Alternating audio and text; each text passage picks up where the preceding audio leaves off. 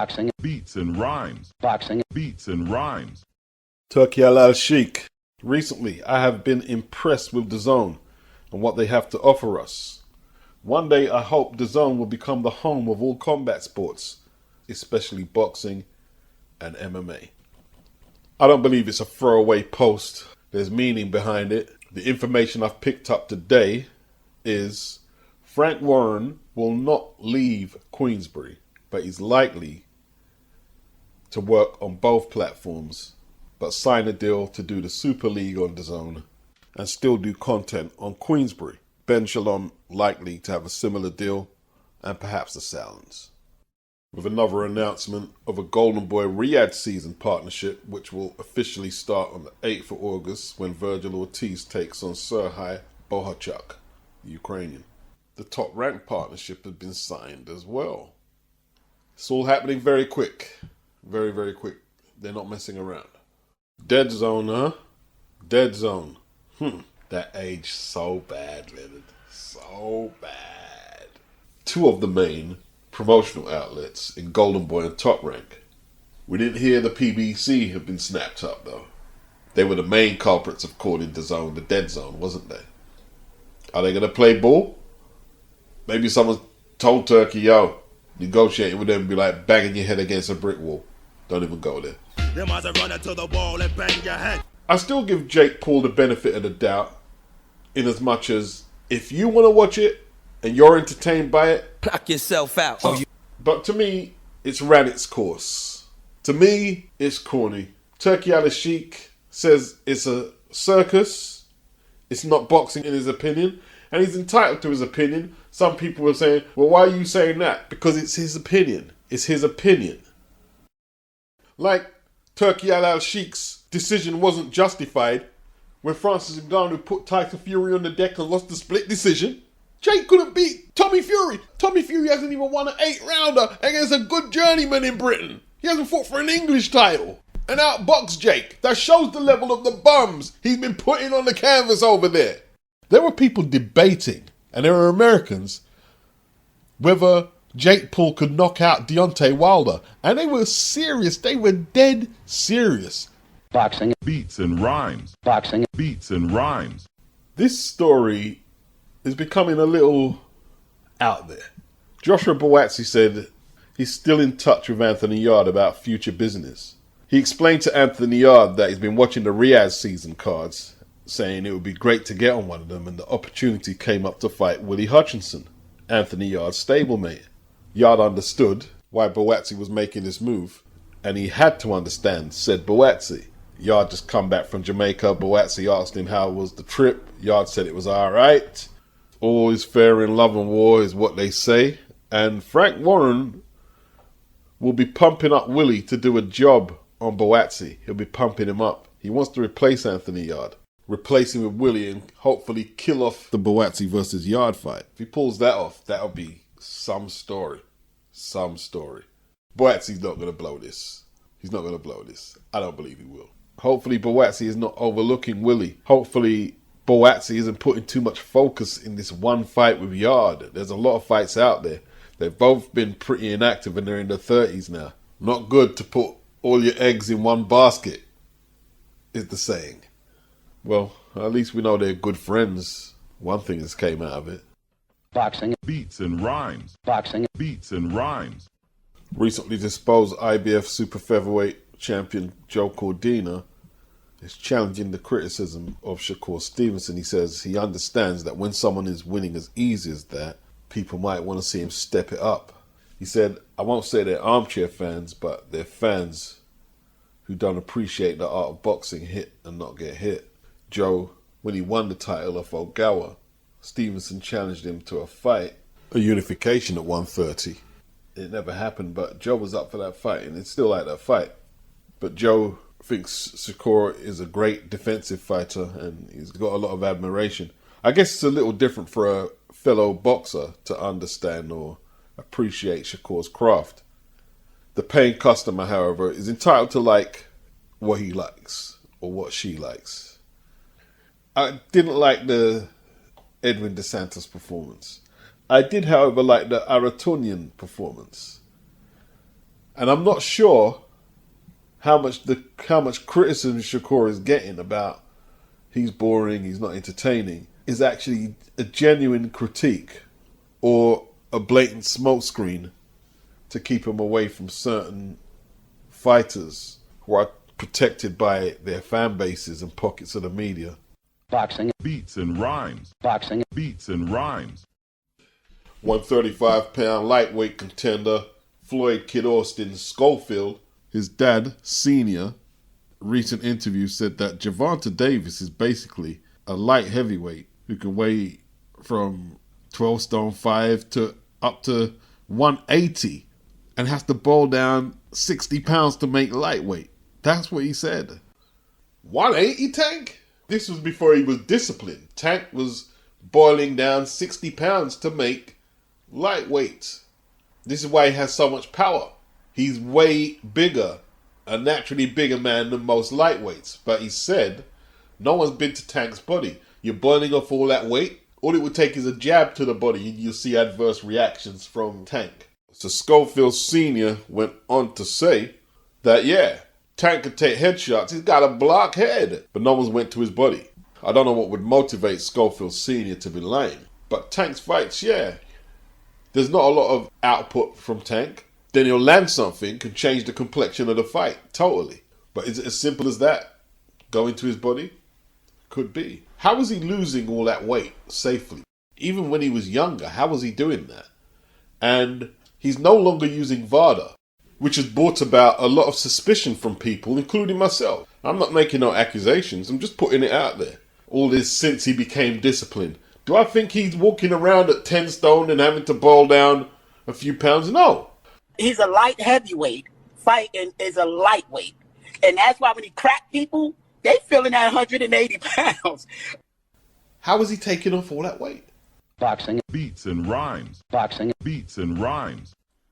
Bob Arum is working harder than Lomachenko and Bob is in his 90s. He's earning his money with this guy.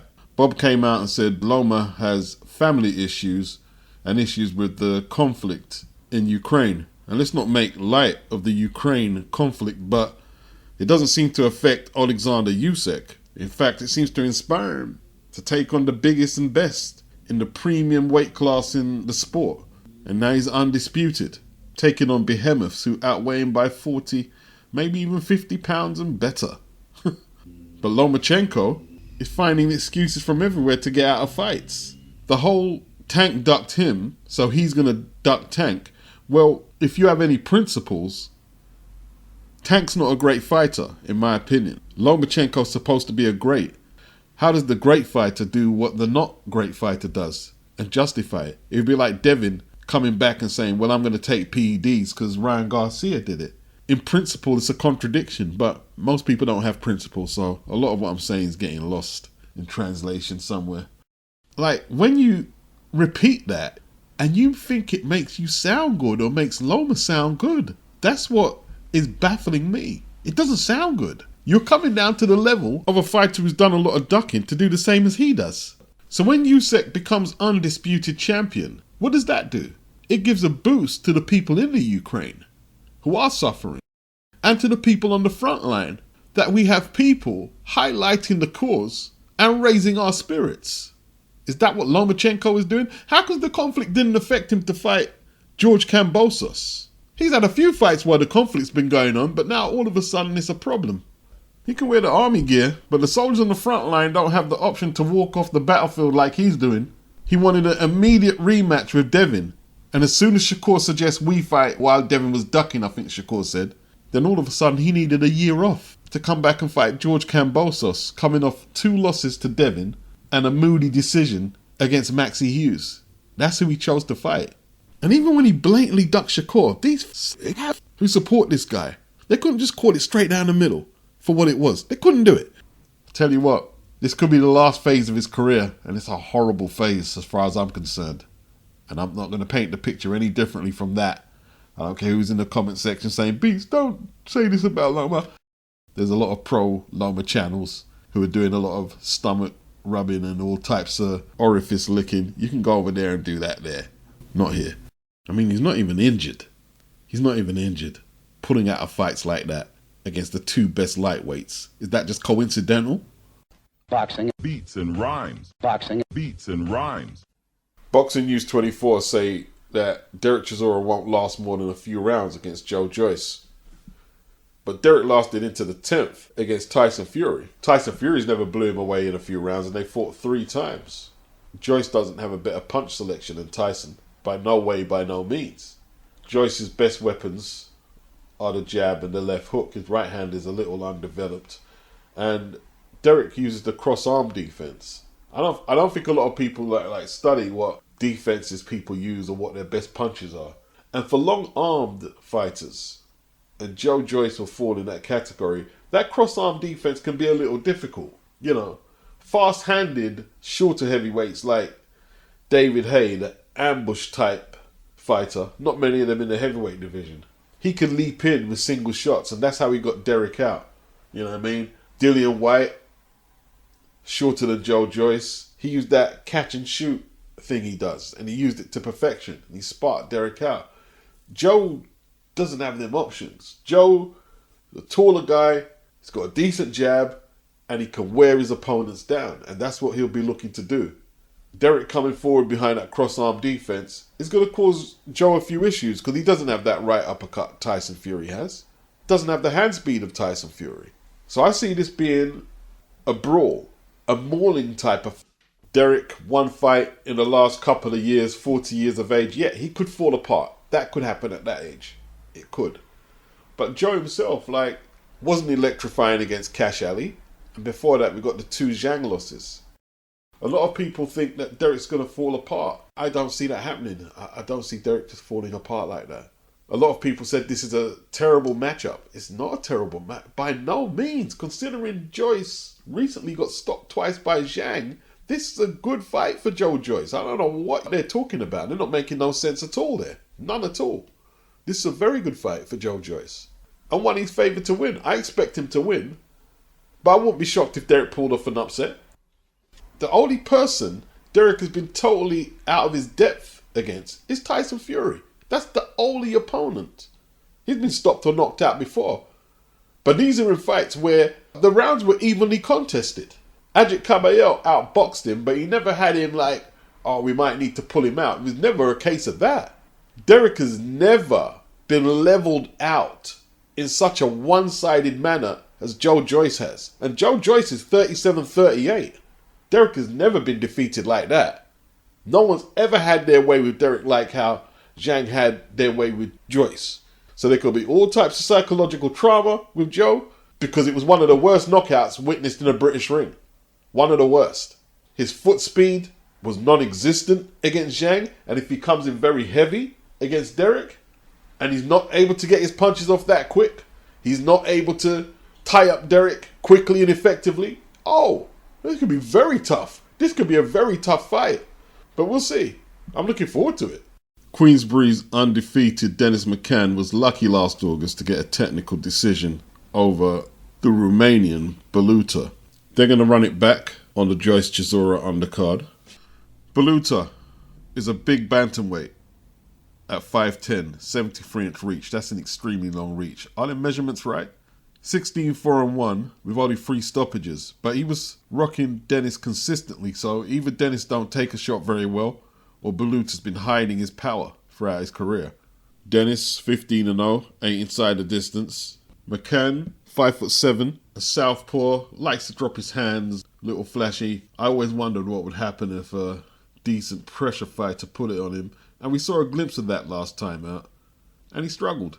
McCann was hurt, and the referee got in between them when Baluta was teeing off looking for the stoppage. It was ridiculous. We know what we saw. Corruption. There was an accidental head clash. McCann was bleeding. And after midway, it was all Baluta. McCann can't fight in the inside for shit. Just holds on and does nothing. Baluta, however, he can fight on the inside. So McCann will have to show some improvements to get a legitimate victory on Saturday. I'm really looking forward to that one. Moses ITAUMA versus the veteran MARIUS WACH, who seems to have been about forever. ITAUMA should stop WACH. He should stop him. But if he doesn't, a comfortable points win will be satisfactory. Moses ITAUMA, still only 19, but he's up to 10 rounds now, so you know what I mean? Let's see how he gets on. Queensbury's new signing, American light welterweight, son of Bruce Lee. Yeah, son of... What'd you say? It's not Bruce Lee's son, yeah? Okay. Not that exciting then. Yeah, Brandun Lee makes his debut. 28-0, 23 inside the distance. And it should be a good card at the O2 on Saturday. Not should be. It will be a good card. It will be a good card. The last one in Birmingham was really good, and this is going to be really good. South London, me old son.